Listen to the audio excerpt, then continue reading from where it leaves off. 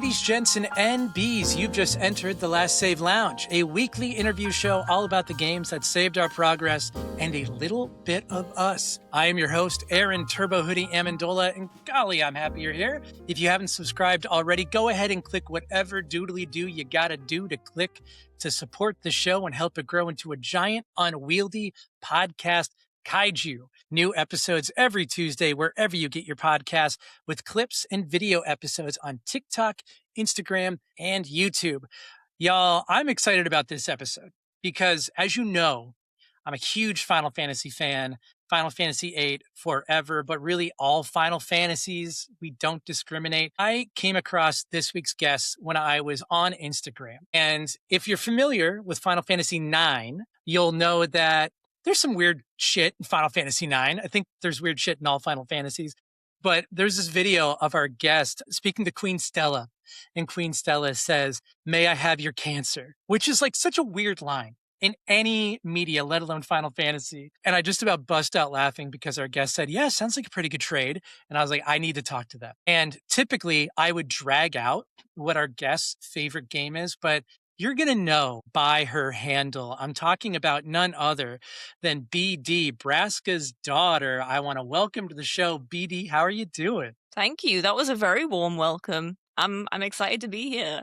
Yeah, I'm excited to have you. BD, like I said, your handle is Braska's daughter. I don't think it's any surprise that we're going to be talking about Final Fantasy X today. But before we dive into that game, is there anything you're playing right now besides Final Fantasy that's scratching an itch for you? Besides Final Fantasy, the only thing I'm playing besides Final Fantasy right now is Pokopia on the Hell Switch yeah. too.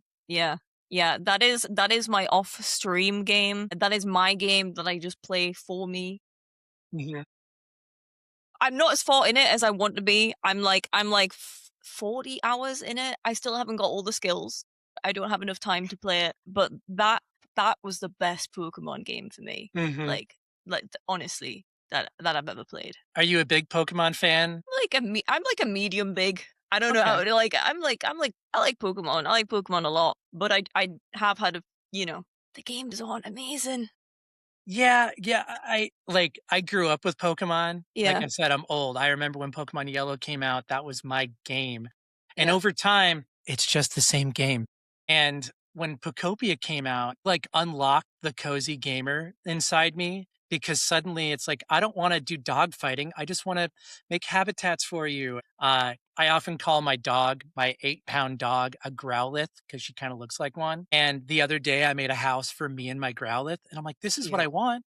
Yeah, so cute. Yeah, the best thing is that you don't fight, and yeah, it's just Animal Crossing mixed with Minecraft, and it's fucking great. It's a great game.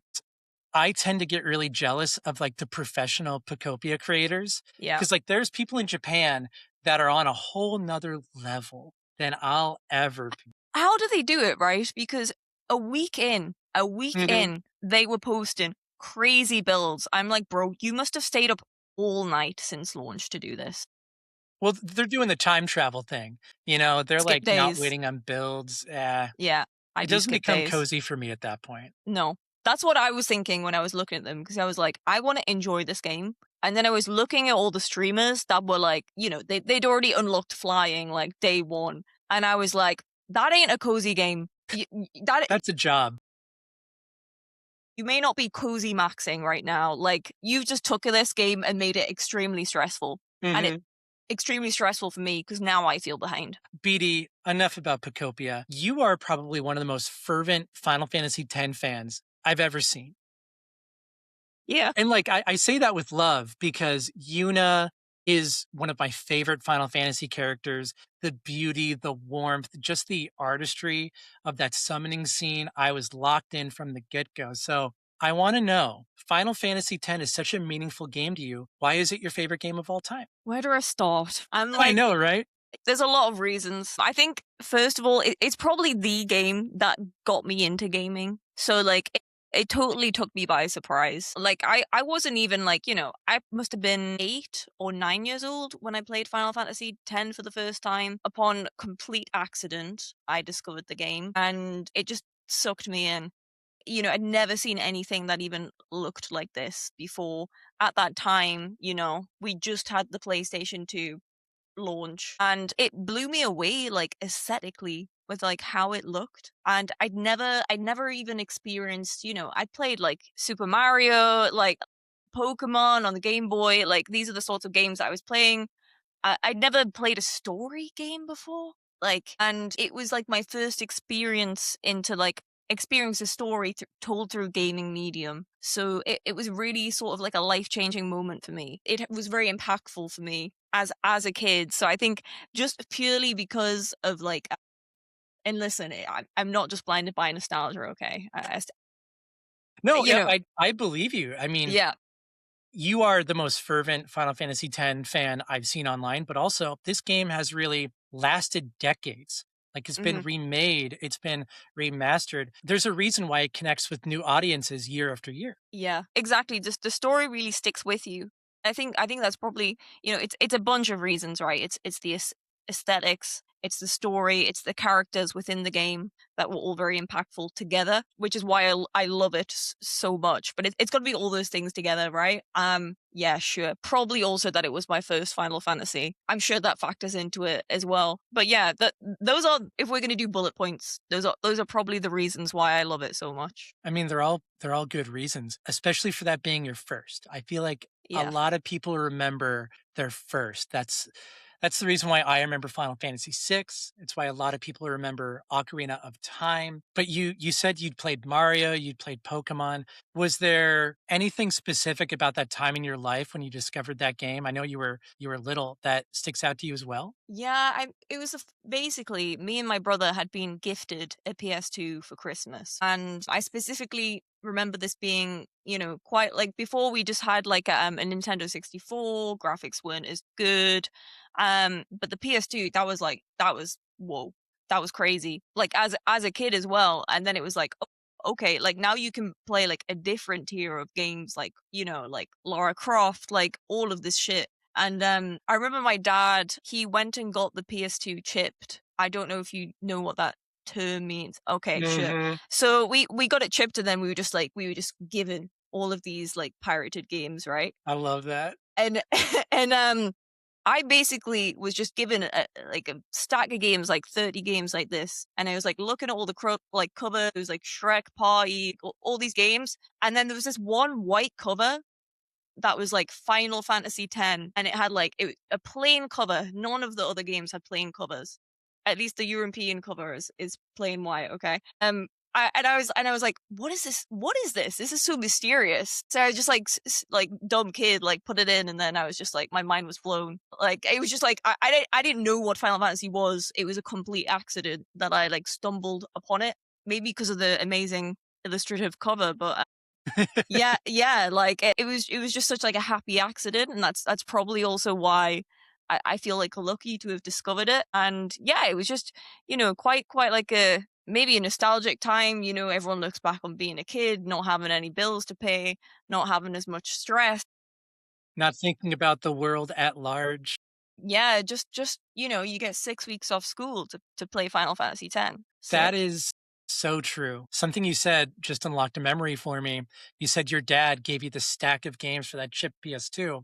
I love how dads somehow give you the best gifts. Like, my dad for one Christmas went to the video store and was like, I don't know, I got you a GameCube and something called Zelda. And I was like, what? Oh my God. And he didn't know what he was giving me. Yeah. But he gave me the disc that had Ocarina of Time, the Master Quest, and now it's like one of the most rare versions of that game. And it's just like the love of a parent trying to do well by their kids. My dad also got me a bunch of burned pirated PC games. None of them worked. So I'm happy to hear that like it worked out well for you, but Well, like oh, wait, my game barely worked, by the way. Like really? I had to redo some boss fights around 10 or 15 times.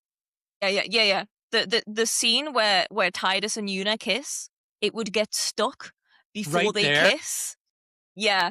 But honestly, when it finally did just like go through one day, it made the scene like 10 times more impactful because I got up to this point 15 times before and hadn't seen them kiss. I love that the game has a little bit of a will they, won't they? But for you, it was like, will Yeah. they? Oh, it crashed. Won't they? Oh, it crashed. Please work. Yeah. Honestly, it was like, do you remember when they say like press X, like Mhm. just to stop it from getting stuck? That worked. I was there bashing X, and one day the game just worked. You mentioned the main character of Final Fantasy X, and I need to ask you a very big question. You say Titus. I say Titus because that's what I grew up with. Yeah. But there are people out there that say Titus. Apparently, that is the correct way. Titus is apparently the correct way. That's what the voice actor says. But I'm going to meet the voice actor like later this month. So I can't Really? wait to tell him that I say Titus. And hopefully we have hopefully he doesn't kick me out over it. I know it's a controversial topic. I honestly don't care if you say Titus or Titus. I just grew up saying Titus and I refuse to change. Yeah. It's the same thing with Final Fantasy IX. I said Zidane for the longest time. Zidane is wild. But that's the thing. And then I watched the World Cup when Italy was in the World Cup where Zidane headbutted that guy. And I was like, Zidane? I don't know. And I've been like, Zidane, bro. dude, I was like 15 years old. Come Honestly, on. fair. Honestly, fair. As long as I say Titus, I think I'm okay. I should be okay in your book. Tell you what, I'm going to take a minute and ask people for $1. And when we come back, I'm going to ask you, what's the secret to a good low-cost cosplay? Because I've seen some of your cosplays. All right, y'all. The Last Save Lounge is supported by Patreon at patreon.com/Hoodie Weather. By supporting Hoodie Weather, patrons get a bonus segment each week, a bundle of Hoodie Weather games, and ad-free episodes in your feeds. If times are tough, I think you are too. You can still support The Last Save Lounge by subscribing to the show right now. So do it. By having more subscribers, we can attract more guests and listeners. Also, please be sure to rate and review us on your podcast app of choice. Tell your friends, tell your rivals. We're not picky. Once again, I'm back with Braskasdaughter, Final Fantasy X superfan. And BD, I got to ask you, because one of my favorite parts of seeing your content online is you don't just do one character from Final Fantasy X. You don't just do the pro tags. You do like everybody. But sometimes you just pop onto stream with like, I made this 10 minutes ago. So I got to ask, what's the secret to a good low cost, quick, easy cosplay before a stream? So usually I find the more of like the average of an object you can use, like a household object, like, and use that as part of your cosplay, the more impactful your cosplay will be. Like, not got blonde hair, bananas. That's hair. Not got any weapons, use a mop, babe. You'll be fine. Like, the best thing about low cost cosplay is that you can't do a bad cosplay, okay? Because they're all so bad, they're good. That's the low cost cosplay. I love that, which means if I ever need abs, I'm going to grab a Sharpie because I'm not going to the gym and doing all that. So we talked for a moment before we started recording, and I didn't know how I was going to tell you about this because I was like, is she going to run out? Is she going to like flip the bird and leave? But I told you that Final Fantasy X was the first game I ever pre-ordered. I think I was 16. Wait, when did this game come out? What year was it? 2000 and... Okay, I was 16. Okay. God, I'm old. I was 16 years old and I pre-ordered it off GameStop. I begged my mom to use her credit card, and the hype for this game was astronomical. And when I played it, I really loved Yuna. I loved Lulu. I loved Riku. And I didn't love much. I loved the music. But when I finished it, I was like, oh, I didn't really like that. But over time, I've really come to love it because of creators like you and other people in the Final Fantasy X community. It lets me look back on the parts of the game, like the infamous laughing scene with Titus and Yuna and Blitzball, which like at the time I was like, this is not fun. But watching creators like you... Blitzball isn't fun. No, it's okay. Objectively, it isn't. But like people like you and Ollie Cosplays and Just Push Play, people that make this sort of content that allow me to re-experience it from your POV lets me go, oh, this game rules. Like, I'm happy to be a part of that community. So number one, thank you. But number two, What is a part of this game that you just unabashedly love? That's not the characters, that's not the music. Is there an encounter or a scene that you always come back to? An encounter or a scene that I always come back to. There's a lot. The game is very memeable. Like, Yeah. I think one of my favorite parts is, like, just sometimes when Titus is, like, alone at the beginning, you're in that temple at the beginning, and he's just like, "I need food." Bro, like, I can see why people find Titus, like, fucking annoying. Like, just for that. I feel like when guys say, like, "Oh, Titus, he's really annoying," like, that's what they're referring to. But it's just actually that the game is really funny and memeable, and Titus is a very memeable character, I feel. Here's the thing, when you just impersonated Titus, I was like, that is his voice. That is how he sounds. And I just don't think I had ever connected with the voice acting that much. But you're right, it is so funny in retrospect. And there's such a there's such a gear shift in terms of tone because for Yeah. every incredible moment of the summoning scene with Yuna, you have like screaming death metal before Blitzball. Yeah. And the whole Jecht Sin thing, looking back, it's not nearly as wild as many other JRPGs. But at the time I was like, where are we going, Final Fantasy? Do you have similar feelings for 10-2? I know it was the first Final Fantasy game to really get a direct sequel. Is that part of your love for the game in any way? Yeah, I have a complicated relationship with 10-2. I love 10-2, but as a kid, I was very confused by 10-2. So like it came out 2 years after 10, right? So I think I would have been like 10 going on 11 when I played 10-2. First of all, I tried to play 10-2 like 10 because I had no idea games could have different structures. So I got the bad ending and I was like, well, what the fuck, bro? Like I played the game I played the game straightforward, like 10, like on railroad tracks, and like I didn't get the good ending, and then I had to go online and realize that you were supposed to do different, like not what the game tells you to do. You What a rude basically awakening for a 10-year-old to be like, you put 40 hours into this and you're not going to get a satisfying ending. Yeah, yeah, absolutely. But I'll tell you what I did love about Final Fantasy X-2 was Yuna. Mhm. Like for me, Final Fantasy X-2, it's literally just about Yuna, and it's about Yuna finding her independence.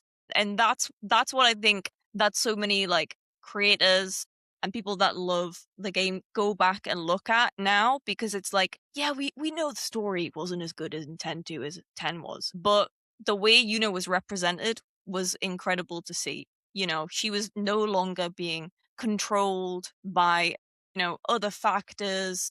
She was letting go of, putting other people first and finally putting herself first. And that was done really, really well.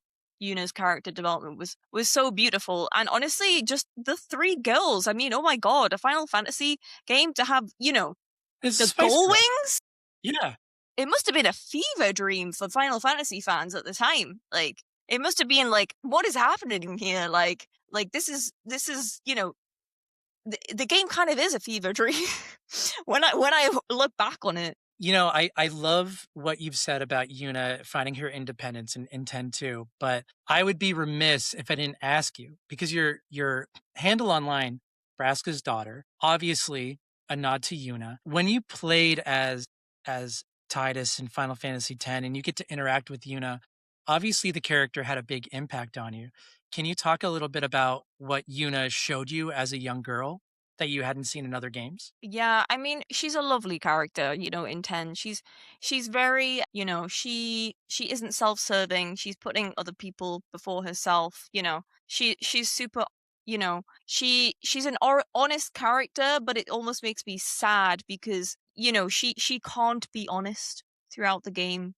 She spends half the game hiding, from Titus about what's going to happen to her, whilst it's so obvious that she's, falling in love. Both of them are falling in love, but they can't say they're falling in love, and they can't be honest with each other about their feelings.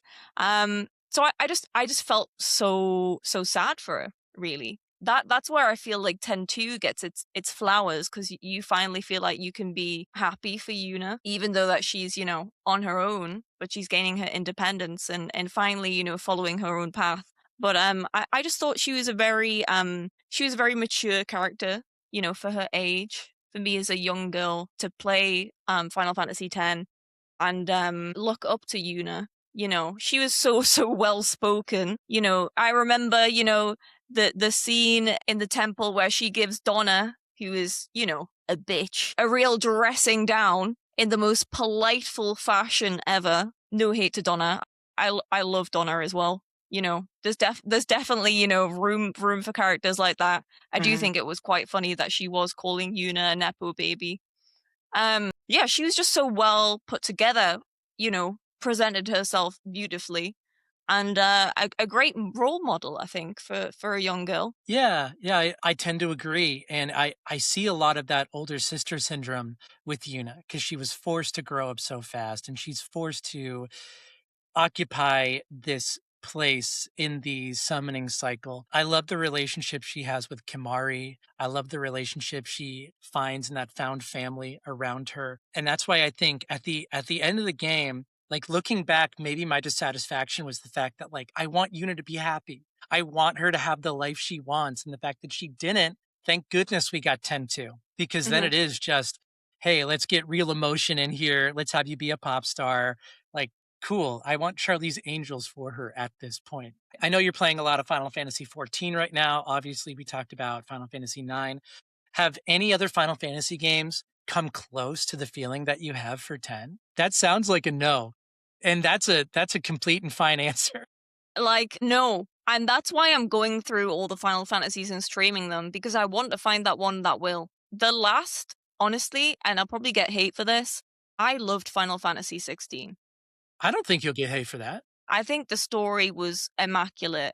When I played Final Fantasy 16, story-wise, I was really, I felt like I was taken on a journey, like I was with so I always put that in my top 3. I Yeah. I don't want to get into spoiler territory, but after a certain character leaves the story, I was like, when are they coming back? Yeah. And for me, I was like kept waiting for that. But I mean, the voice acting in 16 is amazing. The visuals, I love the will they won't they with Clive and Jill. I feel like I've been talking a lot about Clive and Jill with our guests this week. There's a lot of romance and video game conversations going on for Nice. Last Save Lounge. I don't think you're going to get hate for that. I've played Remake and Rebirth. They're definitely, yeah, I mean, they're incredible. I sometimes avoid talking about 7 so much because I I just feel get it. like, it gets so much air. Like it is incredible. But sometimes it's like it's maybe like I go between like top 3 and 4, but like it's definitely up there. It's definitely up there. I'm very much excited for part 3, which I think we're getting 2027. Yeah, we'll see.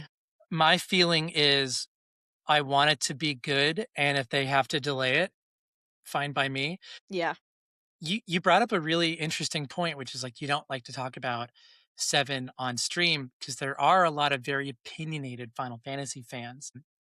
But at least what I've seen of your content and your streams, you make it a really welcoming place because everybody does have a different Final Fantasy favorite. Like my favorite is 8, and I can't tell you how many people look at me weird because of that, but I'm an emo kid at heart and that's the most emo Final Fantasy game. Nah, yeah, yeah. Yeah, I totally I own it. Squall is an emo kid that shops at Hot Topic, and that's who I was when that game came out. But how do you, as a creator, make that community inviting and welcoming for your fans? I think it's just like something that comes naturally to me. Like I don't, for as much as like I might post, on Instagram a rage bait, like something that's like, oh, I played Final Fantasy 9, but Final Fantasy 10 is still better. Like I really don't like I just love yapping about video games. We all love Final Fantasy. I look, I don't give a fuck like which is your favorite Final Fantasy. Like obviously it should be 10, but like if it's not, like we can still be friends. Like it's fine. No, I mean I just really I try and maintain a positive community as much as I can. I run a a Twitch and Discord community that's based around our shared love for Final Fantasy. You know, it's about Final Fantasy. It's about laughter, jokes, not taking things too seriously.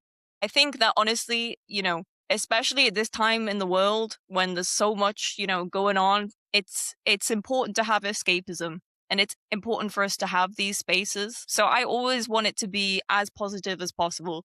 I don't like, dunking on like other people's opinions, or like why they're bad, or like why your opinion's like not correct. Like it's your opinion can't be wrong. It's literally your opinion. I just enjoy like passionately talking about it, and having discussions. Like I might get a bit animated about it sometimes, but it's all in, good nature. Well, and what you said earlier, like you like Final Fantasy 9 is good, but Final Fantasy 10 will always be like Yeah. that's your brand. Like, people come to you because they love Final Fantasy 10 and they love to see you geeking out about 10. But we need the escapism right now. We need the community now more than ever. And really, it doesn't matter which one's your favorite. It just matters that we can talk about it. And there's so much more to loving a game than just the combat or the characters or the Yeah. story. I can find, 100 things to love about every Final Fantasy game, but it doesn't mean that everyone's my favorite. Like 13, I remember when 13 came out, I loved Lightning. I loved Fang. Gosh, I hated Hope. Gosh, I hated Snow. But I don't think that game is like a blight on humanity, but there are some people that, They think it is. They yeah, think it is. Yeah. like this is a thing you're going to be mad about when everything else is going on. Let's just be friends. Mm-hmm. Yeah. Yeah, yeah. I always think if you're getting too riled up about the hate for a game, you should probably, take yourself on a brisk walk and then Touch grass. come back to it. Yeah, because it's never that deep, is it? It's never that deep. I always, respect that Final Fantasy pushed the boundaries and want to do something different with each game. Not a lot, a small community of Final Fantasy fans fucking hate that. Uh-huh. And they want every Final Fantasy to be Final Fantasy 6. I'm pretty open, open to new things. I'm happy to try anything. Like if it's put in front of me and it's a good piece of media, I'm Jesus Christ, let's just enjoy things, lads. Like fucking hell. Like it was made for you to enjoy, and then you want to finish it as fast as possible, then go on Reddit and fucking complain about what you thought that you would have made the game differently, right? That one specific thing that you wanted in that game. Guess what? They don't make games for you. They make games for everyone. So it's like, it's more about, for me, my content is more about bringing the love back, bringing the celebration back, bringing the fun back, enjoying media instead of sort of like, what's wrong with it? What's wrong? There's so much focus on what is wrong with the industry all of the time. I feel I just want to bring it back to like having fun and enjoying things, honestly. We just want to bring it back to making fun of Titus and Tonberries, like in Exactly. your last video. And like, hell yeah, man, I would rather indulge in that content than watch an angry YouTuber tell me why I shouldn't love something that I really love. Preach. Although, I will say more games should be like Final Fantasy VI, but I recognize like that game came out when I was like 10. Like there's a reason that game hasn't been remade yet. BD, it's so much fun to hear how you want to bring the positivity to this space. I'm so happy that you made some time to join me for this episode. I want to give you a chance to close out the show by giving a pitch for Final Fantasy X. If somebody asked, why should I play Final Fantasy X? And you had a chance to tell them, what would you tell them? If you would like to go on holiday, but you maybe can't afford the flight this year, well, don't worry. Final Fantasy X Besaid Island is where you can spend your summer holidays. A gorgeous island unlike any you've ever seen before. The music will transport you back to a place far, far away that you feel like you have been before in your mind, but you haven't because you haven't played the game before. If you like turn-based combat and good video games and a love story, if you like good stuff, you'll probably enjoy Final Fantasy X, I imagine.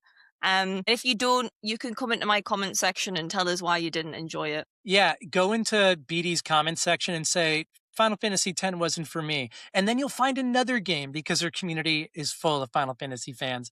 Thank you so much for that JetBlue holiday commercial. That was fantastic. You're welcome. I don't think I could have said it better myself. Before we go today, I want to make sure that I'm directing people to the right spot, but you are Braskasdaughter pretty much everywhere, right? Yes, I'm Braskasdaughter on Instagram, on Twitch. I go live 4 times a week. I'm playing Final Fantasy 14 and Final Fantasy 6 right now. I am Braska_daughter on YouTube. And I'll also give a personal shout out as somebody that doesn't have the time to play 14.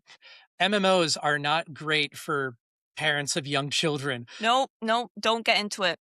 Look after but like your kids. experiencing it through your streams lets me play it, like in the same way that I've come around on Final Fantasy X, you're letting me experience 14, which is like time and money I can't afford right now. So thank you. Full endorsement for BD's content. Like I said, laughing out loud at some of that Final Fantasy IX stuff. And gosh, I'm just so happy that y'all showed up today.